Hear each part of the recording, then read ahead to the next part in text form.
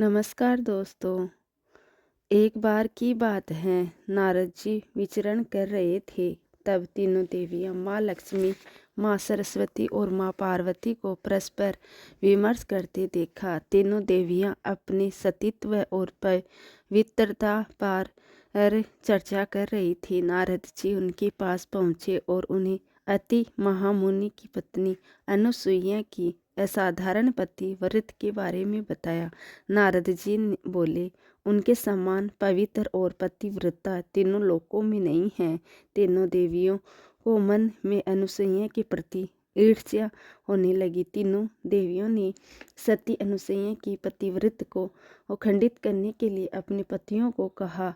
तीनों देवों ने उन्हें बहुत समझाया, पर तीनों देवियां नहीं मानी। बार बार आग्रह पर ब्रह्मा, भगवान विष्णु और भगवान शिव ने सती अनुसुईया सतीत्व और ब्रह्म शक्ति परखने की सोची। जब अत्र ऋषि आश्रम से कहीं बाहर गए थे, तब ब्रह्मा, विष्णु और शिव तीनों ने ऋषियों का भेद धारण किया और अत्र ऋषि के आश्रम में पहुँचे तथा भिक्षा मांगने लगे।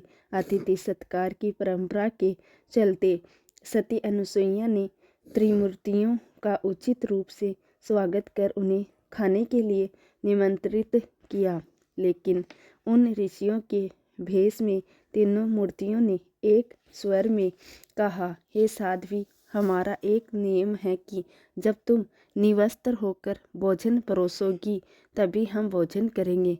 अनुसुईया सोच में पड़ गई कि इससे तो उनके पतिव्रत के खंडित होने का संकट है। उन्होंने मन ही मन ऋषि अत्रि का स्मरण किया। दिव्य शक्ति से उन्होंने जाना कि यह तो त्रिदेव ब्रह्मा, विष्णु और महेश है। मुस्कुराती हुई माता अनुसुईया बोली, जैसी आपकी इच्छा। तीनों ऋषियों पर जल छिड़ककर उन्हें 3 प्यारे शिशुओं के रूप में बदल दिया। सुंदर शिशु देखकर माता अनुसुईया के हृदय में मातृत्व भाव उमड़ पड़ा। शिशुओं को स्तनपान कराया, दूध भात खिलाया, गोद में सुलाया। तीनों गहरी नींद में सो गए। अनुसुईया माता ने तीनों को झूलों में सुलाकर कहा, तीनों लोकों में शासन करने वाले त्रिमूर्ति शिशु बन गए। मेरे भाग्य को क्या कहा जाए। फिर वह मधुर कष्ट से लोरी गाने लगी। उसी समय कहीं से एक सफ़ेद व्हेल आश्रम में पहुंचा। एक विशाल गरुड़ पंख फड़फड़ाते हुए आश्रम पर उड़ने लगा और एक राजहंस कमल को चोंच में लिए हुए आया और आकर द्वार पर उतर गया। यह नज़ारा देखकर नारद, माँ लक्ष्मी, माँ सरस्वती और माँ पार्वती आ गई।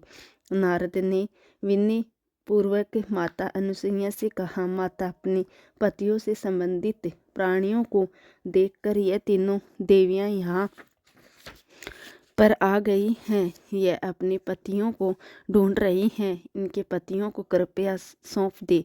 अनुसुईया ने तीनों देवियों को प्रणाम करके कहा, माताओं, झूलों में सोने वाले शिशु अगर आपके पति हैं तो इन्हें आप ले जा सकती हैं। लेकिन जब तीनों देवियों ने तीनों शिशुओं को देखा तो एक समान लगने वाले तीनों शिशु गहरी निद्रा में सो रहे थे।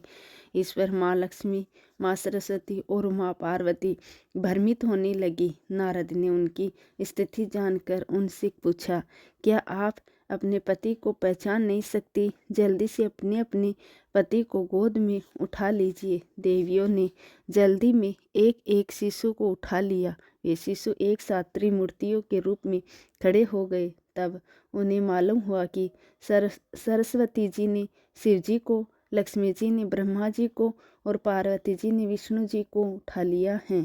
तीनों देवियां शर्मिंदा होकर दूर जाकर खड़ी हो गई।